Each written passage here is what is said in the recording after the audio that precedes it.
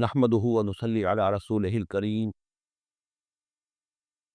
اما بعد فقد قال الله تبارك وتعالى كما ورد في سورة الطلاق اعوذ بالله من الشيطان الرجيم بسم الله الرحمن الرحيم يا ايها النبي اذا طلقتم النساء فطلقوهن لعدتهن واحصوا العدة واتقوا الله ربكم لا تخرجوهن من بيوتهن ولا يخرجن الا ان ياتين بفاحشة مبينة وتلك حدود الله ومن يتعد حدود الله فقد ظلم نفسه لا تدری لعل اللہ یحدث بعد ذلک امرا صدق اللہ العظیم۔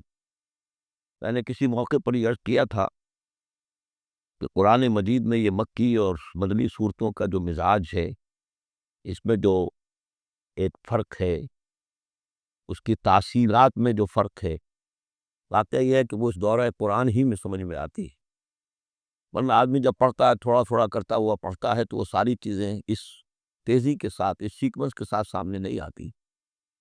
بہرحال مکی قرآن کی اپنی ایک شان ہے، مدنی صورتوں کا اپنا ایک رنگ ہے۔ اس کو میں نے تعبیر کیا تھا کہ دو جنتیں ہیں قرآن میں، جنتان، ایک مکی جنت ہے، ایک مدنی جنت ہے، تو ہم مدنی جنت کی سیر کر رہے ہیں۔ 8 صورتیں ہم پڑھ چکے ہیں، اب جو آخری 2 صورتیں رہ گئی ہیں اس گلدستے کی، یہ دونوں نہایت حسین جوڑے کی شکل میں ہیں۔ یہاں جو علامت ہے جوڑا ہونے کی، وہ پہلے تو ایک ہے ظاہری، دونوں صورتیں شروع ہوں گی، سورہ طلاق بھی، سورہ تحریم بھی، یا ایھا النبی، یا ایھا النبی۔ دوسری یہ کہ دونوں کا موضوع جو ہے وہ اسلام کا معاشرتی نظام ہے۔ اسلام کا معاشرتی نظام اور خاص طور پر آئلی نظام، آپ کو معلوم ہے اس کی اتنی اہمیت ہے کہ سورہ بقرہ سے بات شروع ہوئی، 4 رکوع وہاں پر مفصل انہی موضوعات پر آئے، پھر سورہ نساء میں مفصل بحثیں آئی، پھر یہ کہ سورہ نور میں، سورہ احزاب میں، پھر مجادلہ میں ہم نے دیکھا کہ ایک مسئلہ آ گیا زہار کا، اور اب یہاں پر 2 صورتیں مکمل آ رہی ہیں اس 10 صورتوں کے مجموعے میں بھی۔ تو اس سے اندازہ ہونا چاہیے کہ اس آئلی قوانین کا اور معاشرتی جو ویلیوز ہیں اسلام کی، ان کی کتنی اہمیت ہے اللہ تعالیٰ کے نزدیک۔ ان میں جو 2 جوڑے کے جو یہ 2 فرد ہیں، تو گھریلو زندگی میں 2 امکانی صورتیں پیدا ہوتی ہیں۔ ایک تو معتدل تو یہ ہے کہ جو اللہ کے حقوق ہیں ان کو فائق رکھا جائے، اس کے نیچے جو اللہ نے حق شوہر پر بیوی کا رکھا ہے وہ بیوی ادا کرے، جو بیوی پر شوہر کا فرض ہے وہ تو وہ شوہر بھی ادا کرے۔ تو یہ فرائض اور حقوق کا ایک توازن ہے جو اللہ تعالیٰ نے قائم کیا ہے۔ اگر یہ توازن خوبصورتی سے چل رہا ہے، حدود اللہ جو ہے وہ ٹوٹ نہیں رہی ہیں، کہیں اس میں کوئی رخنہ پیدا نہیں ہو رہا ہے، شوہر بھی بیوی بھی اپنے فرائض دینی کو ادا کرنے میں لگے ہوئے ہیں، چاہے ان میں ہائر لیول پر جا کر تھوڑا سا فرق ہو جاتا ہے، جو عام زندگی ہے اس میں کوئی فرق نہیں ہے، نماز عورت کو بھی پڑھنی ہے، مرد کو بھی پڑھنی ہے، زکوٰۃ مرد کو بھی دینی ہے، عورت کو بھی دینی ہے، روزہ عورت کو بھی رکھنا ہے، مرد کو بھی رکھنا ہے، حج جو ہے وہ تو فرض ہے۔ اس کے بعد دعوت و تبلیغ میں آگے تھوڑا سا فرق ہو جائے گا کہ عورتوں کا دائرہ محدود ہو جائے گا، وہ مردوں میں جا کے دعوت و تبلیغ نہیں کریں گی، خواتین میں کریں یا اپنے محرم مردوں میں کریں، لیکن فرضیت قائم رہتی ہے۔ اور اس سے اوپر جا کر تیسرے لیول پر اور ذرا بالواسطہ ان کا معاملہ ہو جاتا ہے، مردوں کے ذریعے سے وہ اقامت دین کی جو میدان کے اندر معاملے ہیں، جنگیں ہیں اور میدان میں جا کر مقابلے ہیں، وہاں ان کا جو رول ہے وہ بالواسطہ ہو جائے گا۔ ان کے بیٹے، ان کے بھائی، ان کے شوہروں کو زیادہ سے زیادہ وہ آزادی دیں، انہیں ریلیو کرے اپنے بوجھ سے، اولاد کی پرورش کا بھی سارا بوجھ اپنے اوپر لے لیں، شوہر کا حصہ جو ہے وہ بھی خود ادا کرے تاکہ شوہر یکسو ہو کر اپنا زیادہ سے زیادہ وقت جو ہے اقامت دین کی جدوجہد میں لگا سکے۔ تو یہ تو ہے نارمل جو چاہیے۔ اب اب نارملٹی یا ادھر ہوگی یا ادھر ہوگی، ایک طرف کو ہوئی، فرض کیجئے لیفٹ کی طرف ہو گئی، اس کی معنی کیا ہے کہ مزاج نہیں مل رہا، ہر وقت کی چک چک ہے، خام خواہ جو ہے گھر جو ہے اس کے اندر اختلاف ہی اختلاف ہے، ہر وقت کی لڑائی چل رہی ہے، تو اس میں اس سے بہتر ہے طلاق ہو جائے۔ وہ ہے طلاق، سورہ طلاق، کہ خام خواہ اس قسم کے مسئلوں میں، لیکن یہ کہ طلاق جو آخری شکل ہے اس کے کچھ حدود ہیں، قیود ہیں، ضوابط ہیں، قواعد ہیں، قوانین ہیں، ان کی پوری پابندی ہو۔ جیسا کہ سورہ نساء میں ہم دیکھ چکے ہیں کہ اگر وہ علیحدہ ہو جائیں تو اللہ دونوں کو غنی کر دے گا، اس کو بھی اور اس کو بھی، اس کے لیے بھی کوئی بہتر، شوہر کے لیے بہتر کوئی بیوی عطا کر دے گا اور اس بیوی کو کوئی شوہر بہتر عطا کر دے گا۔ ایک دوسری انتہا یہ ہوتی ہے کہ شوہر اپنی بیویوں کی اتنی دلجوئی کرے، اتنی ان کی جو ہے پیمپرنگ جس کو کہتے ہیں کرے کہ اس میں حدود اللہ بھی ختم ہو جائیں، شریعت کے تقاضے بھی ختم ہو جائیں، شریعت کے احکام بھی کہیں جو ہے پامال ہو جائیں۔ سب سے بڑھ کر یہ کہ جو اپنے فرائض ہیں، دعوت و اقامت دین کی جدوجہد کو ان کو وہ ادا نہ کر سکے، تو اہل و عیال کا اتنا لحاظ، یہ غلط ہے۔ تو دو انتہاؤں کو یہاں پر لیا گیا ہے۔ پہلی انتہا میں بھی بات کی گئی حضور سے، دوسری میں بھی، اگرچہ پہلے کا سوال حضور کے لیے ہے ہی نہیں، حضور نے نہ کوئی طلاق دی، نہ آپ کو طلاق دینے کی اجازت تھی، اس لیے کہ آپ کی ازواج مطہرات جو ہیں وہ تو امت کے لیے ماؤں کی حیثیت سے ہیں، اور سورہ احزاب میں ہم پڑھ چکے ہیں کہ وہ کسی اور سے بعد میں نکاح نہیں کر سکتی تھی، تو طلاق دینے کا سوال نہیں، اسی لیے آپ کو 4 کی وہ حد ہے، لمٹ ہے، اس سے بھی آگے بڑھ کر مزید نکاح کرنے کی اجازت دی گئی تھی۔ بہرحال یہ رب دیکھ لیجئے گا۔ اب آنکھیں ہم چلتے ہیں، وقت کی کمی کے پیش نظر زیادہ تمہید میں وقت نہیں لینا چاہتا۔ ان صورتوں پر میرے بڑے مفصل دروس موجود ہیں، وہ آپ دیکھ سکتے ہیں۔ یا ایھا النبی اذا طلقتم النساء فطلقوہن لعدتہن، اے نبی جب آپ لوگ نکاح اور اپنی عورتوں کو طلاق دیں، اب دیکھیے یا ایھا النبی واحد، طلقتم النساء فوراً جمع کا صیغہ، اس لیے کہ حضور سے تو یہ متعلق ہی نہیں ہے۔ حضور کو تو مسلمانوں کے نمائندے کی حیثیت سے اور معلم کی حیثیت سے اور ہادی کی حیثیت سے خطاب کیا گیا، اصل میں مسلمانوں سے ہے کہ جب تم طلاق دو اپنی بیویوں کو فطلقوہن لعدتہن، تو ان کی عدت کے حساب سے طلاق دو۔ عدت جو ہے وہ ایک تو یہ کہ طہر میں طلاق دی جائے، حیض کی حالت میں نہ ہو، اور پھر یہ ہے کہ اگر دینی ہی ہے تو پھر اس کے بعد بھی جو طلاق دی جائے وہ بھی پھر طہر کی حالت میں دی جائے۔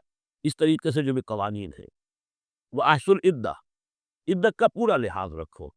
وہ عدت اس طریقے سے بھی ہے کہ مطلقہ جو ہے جو عدت اس کی ہوگی اس کے اندر وہ کوئی اور شادی نہیں کر سکتی، البتہ عدت پوری کرنے کے بعد وہ آزاد ہوگی۔ عدت اس اعتبار سے بھی ہے کہ اگر طلاق رجعی ہے تو وہ اسی عدت کے اندر شوہر واپس اپنی بیوی کو لوٹا سکتا ہے، اور اگر وہ 1 یا 2 طلاقیں تھی، طلاق بائن ہو گئی ہے، ان کے درمیان سیپریشن ہو چکی ہے، تب بھی وہ بغیر کسی اور حلالے وغیرہ جس کو ہمارے یہاں کہتے ہیں کہ عورت کے لیے ضروری نہیں ہے کہ وہ کسی اور سے نکاح کرے پھر وہ طلاق دے تو سابق شوہر سے اس کا نکاح ہو، بلکہ یہ کہ وہ دوبارہ نکاح کر سکتے ہیں اگر صرف 2 طلاقوں کے بعد عدت ختم ہوئی تھی۔ تو یہ تمام قواعد و ضوابط ہیں۔ واتقوا اللہ ربکم، اور اللہ کا تقوی اختیار کرو جو تمہارا رب ہے۔ لا تخرجوہن من بیوتہن، انہیں مت نکال باہر کرو ان کے گھروں سے کہ بس غصے میں آئے ہوئے ابھی طلاق نہیں، نکل جاؤ میرے گھر سے، یہ نہیں، یہ قطعی غلط بات ہے۔ اس کی عدت ہے اور اس عدت کے اندر وہ تمہارے ہاں رہ سکتی ہے، تمہیں رکھنا ہے اسے اپنے ہاں۔ ولا یخرجن، وہ خود بھی نہ نکلے، الا یاتین بفاحشۃ مبینہ، البتہ اگر کوئی کھلی بے حیائی کی بات ہوئی ہے، کوئی بدکاری کی ہے عورت نے، وہ معاملہ اور ہو سکتا ہے کہ اس میں کوئی سختی کی جائے، عام حالات میں نہیں۔ وتلک حدود اللہ ہے، یہ اللہ کے حدود ہیں۔ ومن یتعدی حدود اللہ ہے، اور جو اللہ کی حدود سے تجاوز کرے گا فقط ظلم نفسہ، تو اس نے تو اپنے اوپر بڑا ظلم کیا۔ لا تدری لعل اللہ یحدث بعد ذلک امرا، تمہیں نہیں معلوم کہ شاید اس کے بعد اللہ تعالیٰ کوئی نئی صورت پیدا کر دے۔ غصے میں آ کے ایک طلاق دی، بیوی ابھی عدت کے اندر گھر ہی میں ہے، ہو سکتا ہے کہ وہ غصہ ختم ہو جائے، اسی میں ایک ہی طلاق دی تھی رجوع کر لیا جائے، اللہ تعالیٰ کیا پتہ ہے، اور کوئی حالات ایسے پیدا ہو جائے، نئی صورت پیدا ہو جائے کہ اس سے آگے بات بگڑے ہی نہ۔ فَإِذَا بَلَغْنَ أَجَلَهُنَّ، البتہ جب عدت پوری ہو گئی ان کی جو میعاد ہے، فام سے اب تمہیں فیصلہ کرنا ہوگا، فَأَمْسِكُوهُنَّ بِمَعْرُوفٍ أَوْ فَارِقُوهُنَّ بِمَعْرُوفٍ، یا تو اب طے کر لو کہ اگر رجوع کرنا ہے تو بس اپنے گھر میں روکو، لیکن بھلے طریقے سے، یہ نہیں کہ انہیں ستانے کے لیے روک لیا جائے، اور فارقوہن، یا پھر ان کو چھوڑ دو، ان سے علیحدگی اختیار کر لو، وہ بھی بالمعروف، بمعروف دستور کے مطابق بھلے طریقے سے۔ وَأَشْهِدُوا ذَوَيْ عَدْلٍ مِّنْكُمْ، اور کس حجت اگر تم رجوع کر رہے ہو تو دو اپنے گواہوں، دو اپنوں میں سے جو معتبر لوگ ہوں، جن پر اعتماد کیا جا سکتا، انہیں گواہ بنا لو کہ میں نے طلاق دی تھی، اب میں اس کو رجوع کر رہا ہوں، تو یہ 2 گواہ اس کے ہیں۔ وَأَقِیمُوا الشَّهَادَةَ لِلَّهِ، اور یہ گواہی قائم کرو اللہ کے لیے۔ ذالکم یوعظ بہ، یہ ہے جو جس کی نصیحت کی جا رہی ہے، من کان یؤمن باللہ والیوم الآخر، اس شخص کو کہ جو ایمان رکھتا ہو اللہ پر اور یوم آخر پر۔ جیسے ہم نے 2 جگہ دیکھا کہ حضور کا اسوہ حسنہ ہے، لیکن کس کے لیے؟ اپنی جگہ تو وہ اسوہ حسنہ کاملہ ہے، لیکن اس سے استفادہ کون کرے گا؟ من کان یرجو اللہ والیوم الآخر وذکر اللہ کثیرا۔ حضرت ابراہیم اور ان کے ساتھیوں کی زندگی میں بھی اسوہ ہے، کس کے لیے؟ من کان یرجو اللہ والیوم الآخر۔ اسی طرح یہاں فرمایا ذالک یوعظ بہ، یہ وعظ اور نصیحت تو کی جا رہی ہے، لیکن کس کے لیے؟ من کان یؤمن باللہ والیوم الآخر، جو ایمان رکھتا ہو اللہ پر اور یوم آخر پر۔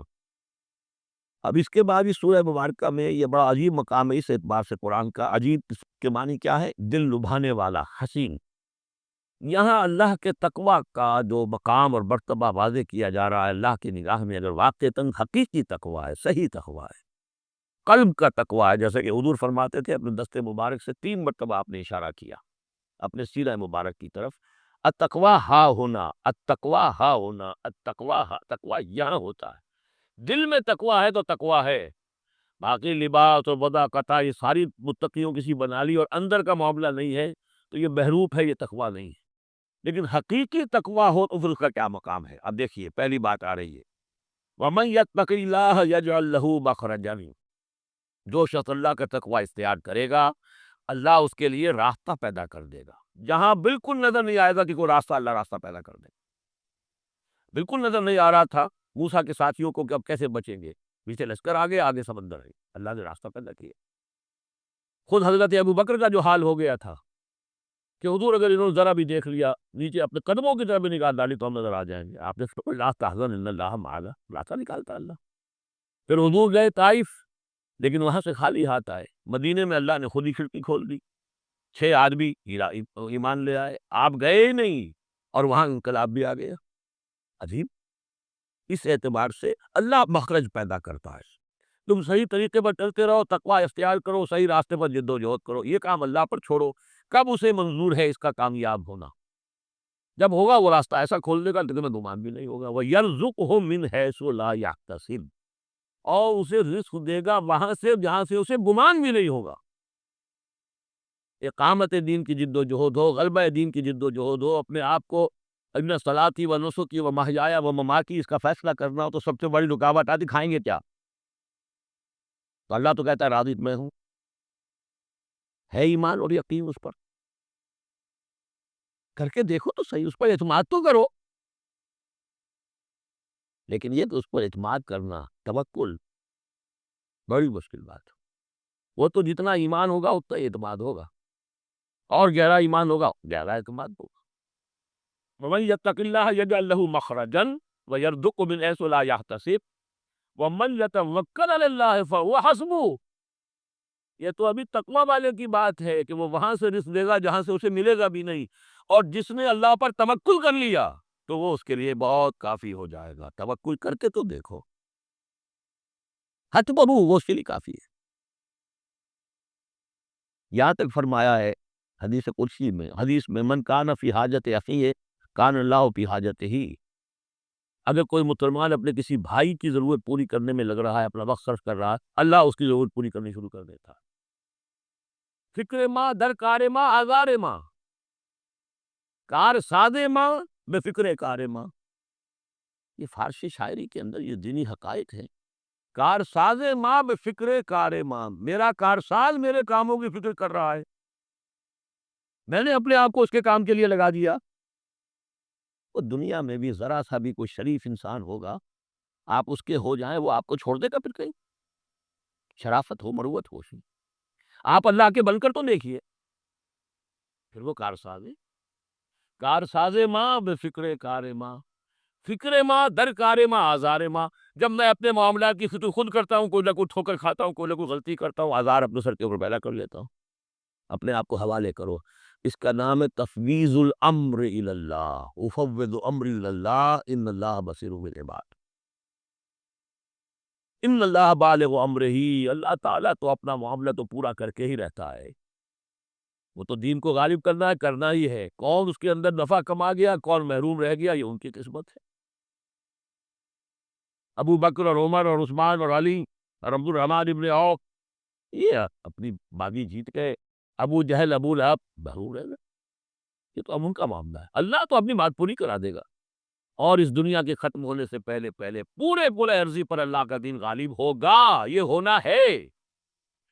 دیکھنا یہ ہے کہ تم اس بہتی گنگا میں کو ہاتھ دھونے کو تیار ہو یا نہیں، یا تم محرومین کی فہرست میں اپنے آپ کو لانا چاہتے ہو. بس اپنا تل مندل لگا لو اس کے اندر. تمہاری ہڈیوں کا چوڑا ہو کر بھی اس نئی تعمیر کی بنیادوں میں اگر لگ جائے تو بہت بڑی کامیابی. قد جعل اللہ لکل شیء قدرا، بہت عمدہ مقام ہے، اللہ نے ہر چیز کے لیے ایک اندازہ مقرر کیا ہوا ہے، کب اللہ کی مدد آئے گی یہ بھی اس نے طے کیا ہوتا ہے. You have to qualify, pre qualification conditions ہے، تب مدد آئے گی، یوں نہیں آتی مدد. اپنا سب کچھ لگا دو پھر کہو کہ اللہ میری 15 برس کی کمائی کل میدان میں نے وجود ڈالی ہوئی، 15 برس کی کمائی، دن کی اور رات کی کوششیں ہیں میری، صبح اور شام کی کوششیں ہیں میری، 15 برس وہ میدان میں نے لا کے ڈال دی ہے. تب بکھارو اللہ کو. اپنا مال بچا کے رکھنا ہے، اپنی مستقبل کو بھی بچانا ہے، اپنی اولاد کو بھی بچانا ہے، اور اللہ کا دین غالب ہو جائے کہیں نام لکھا کے کسی جماعت میں شامل ہو کر بڑا تیر مار دیا، گویا کہ اللہ تعالیٰ تو جانتا ہی نہیں. کتنی کنٹریبیوشن ہے، کتنا ایثار ہے، کتنی قربانی ہے، کتنا وقت ہے، کتنی محنت ہے، اللہ جانتا ہے. باقی اس نے ہر چیز کا ایک اندازہ مقرر کیا ہوا ہے. اب اس کے بعد پھر آ رہا ہے وہی طلاق کا معاملہ، واللائی یئسن من المحیض من نسائکم، اور تمہارے ہاں کی وہ خواتین کے جن کا حیض کا سلسلہ بند ہو چکا ہو، مایوس ہو چکی ہو حیض سے، ان ارتبتم فعدتہن ثلاثۃ اشہر، اگر اس میں کوئی شک بھی ہو تو پھر 3 مہینے عدت ہو جائیں گے. اب حیض تو آ نہیں رہا کہ 3 طہور اور 3 حیض کا کوئی حساب کیا جائے. واللائی لم یحضن، اور وہ ابھی بچپن میں نکاح ہو گیا کیونکہ ہو جاتا تھا، اور ابھی بچی کو جو ہے وہ ابھی ایام شروع ہی نہیں ہوئے ہیں، تو اب ان کی عدت کیسے ہوگی اگر ان کو طلاق دے دی گئی؟ تو ان کے لیے بھی یہ کہ 3 مہینے. وَأُولَاتُ الْأَحْمَالِ أَجَلُهُنَّ يَضَعْنَ حَمْلَهُنَّ، اور جو حاملہ ہو ان کی پھر عدت یہ ہے کہ وہ وضع حمل ہو جائے، بچے کی پیدائش ہو جائے، اس کے بعد وہ ان کی جو ہے عدت ختم ہوگی. یہ بھی ہو سکتا ہے کہ پورے 8 مہینے لگ جائیں، 9 مہینے لگ جائیں، 4 مہینے ہو، 6 ہو، واللہ اعلم. وَمَن يَتَّقِ اللَّهَ، پھر دیکھیے تقویٰ، وَمَن يَتَّقِ اللَّهَ يَجْعَل لَّهُ مِنْ أَمْرِهِ يُسْرًا، جو اللہ کا تقویٰ اختیار کرتا ہے اللہ کے کاموں میں آسانی پیدا کر دیتا.